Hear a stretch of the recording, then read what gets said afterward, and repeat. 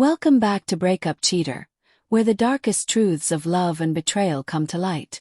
Tonight's story will take you deep into the quiet, cutting pain of a marriage undone by a single careless moment. The candlelight flickered across the dining table as Mark stared at me with an expression I couldn't quite read. It was his 34th birthday, and I had gone out of my way to make the evening special. His favorite meal, a bottle of Merlot, and a quiet night without our phones. But that look on his face, that blend of suspicion and weariness, made the air feel heavier than the wine in my glass. "You've been distant lately, Claire," he said quietly, his fork idle on the plate. "You come home late, you keep your phone close. You laugh at texts you don't share.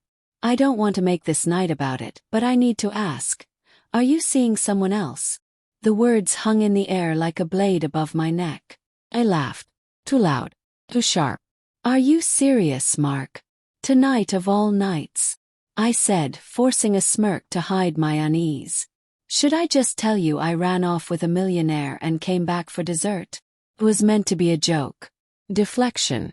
But the moment I saw his face harden, I realized I had just struck a wound that had been bleeding for weeks. Mark pushed his chair back slowly. "That's not funny, Claire," he murmured. "Not when I asked you seriously. Not when I already feel like I'm losing you." And just like that, the birthday dinner turned into the night he walked out. I didn't think he would actually leave. Mark had always been patient, almost to a fault.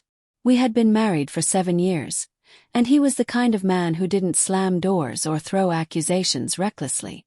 But that night he grabbed his coat, his car keys, and left without raising his voice. The silence that followed was deafening. At first I was angry.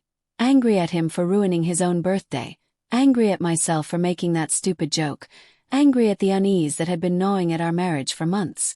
But beneath that anger was something far more dangerous. Fear. Because Mark wasn't wrong. Started 3 months earlier.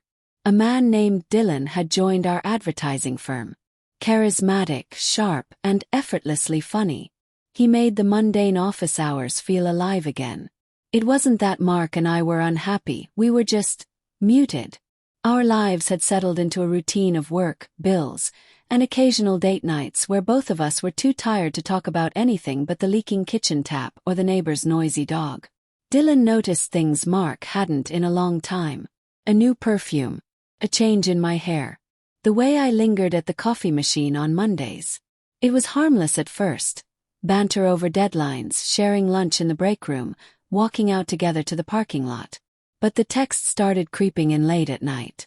The kind that made me smile when I should have been asleep next to my husband. I told myself it was innocent, that it didn't mean anything. But the guilt had a way of showing up in the smallest cracks, in the way I turned my phone face down on the table, in how I avoided Mark's touch when his hand brushed my arm in bed, in the sudden flinch when he asked, "Who's texting you this late?" When Mark didn't come home that night, I called him twice. No answer. By morning, his closet was half empty, and there was a note on the kitchen counter. "I didn't want this to be true. I warned you because I still loved you. But last night, you gave me the answer I was afraid of." No shouting. No dramatic threats. Just a quiet, devastating confirmation. He knew. I went to work that day on autopilot, my mind a blur as I sat across from Dylan in the conference room. He noticed my red eyes and asked if I was okay. I nodded, forcing a smile, but the weight in my chest was crushing. Suddenly, his attention didn't feel thrilling anymore. It felt poisonous. Mark didn't come home that night or the next. I learned from a mutual friend that he was staying with his brother across town. He hadn't filed anything yet, but his silence was louder than any argument we'd ever had. The days turned to weeks. Mark and I exchanged a few cold, practical texts about bills and rent, but nothing about us. I stopped texting Dylan. Stopped laughing at his jokes. Stopped looking at my phone after midnight. Because none of it mattered anymore. I wasn't ready to admit I'd destroyed my marriage for a handful of empty thrills, but the truth gnawed at me every time I passed our wedding photo on the hallway wall. The breaking point came 2 weeks later when I saw Mark at the grocery store. He looked thinner, tired, but his eyes were clear, clearer than mine had been in months. "Mark, wait," I called as he turned down the dairy aisle. He stopped, hands resting on the shopping cart handle, but didn't smile. "Claire, can we talk? Please?" My voice cracked. People passed by, some glancing, most not caring. But I felt like the world was watching me beg. "There's nothing left to talk about," he said, his voice steady but cold. "I warned you. I told you what I was afraid of. You didn't take me seriously." "It wasn't Mark, I didn't sleep with him," I blurted out too loud. A child in the next aisle giggled at my outburst. He didn't flinch. "Maybe not. But you were willing to joke about it. You let someone else live in your head, in your texts, in the silence between us. Do you know how humiliating that is? To be laughed at while I was trying to save this marriage." My mouth opened, then closed. I wanted to scream that it was just boredom, just office banter, that he hadn't been giving me attention. But deep down I knew that was just another excuse. The truth was simpler. I had crossed a line and then made a joke out of it, expecting him to swallow his pain for the sake of a birthday dinner. "Mark, please, can we fix this? Counseling. Anything." He shook his head slowly. "I spent months trying to fix it while you were busy entertaining someone else. I won't beg for your loyalty." And with that, he left again, this time with nothing in his cart. The divorce papers came a month later.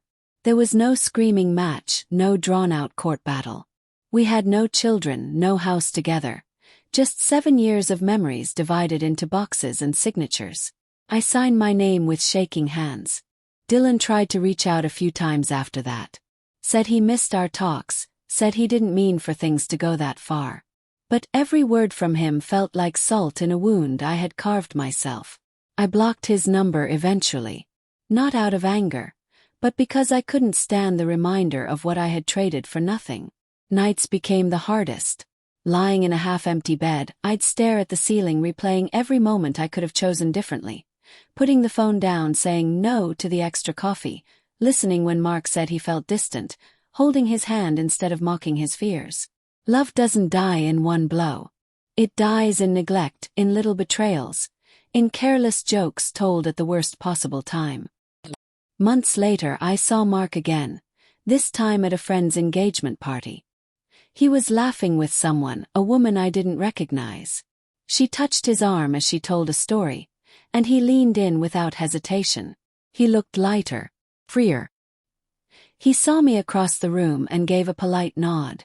No malice, just closure. And that's when it hit me. He had walked out not because of the joke, but because the joke confirmed everything he had feared. That I didn't respect the line we had drawn together when we promised each other loyalty.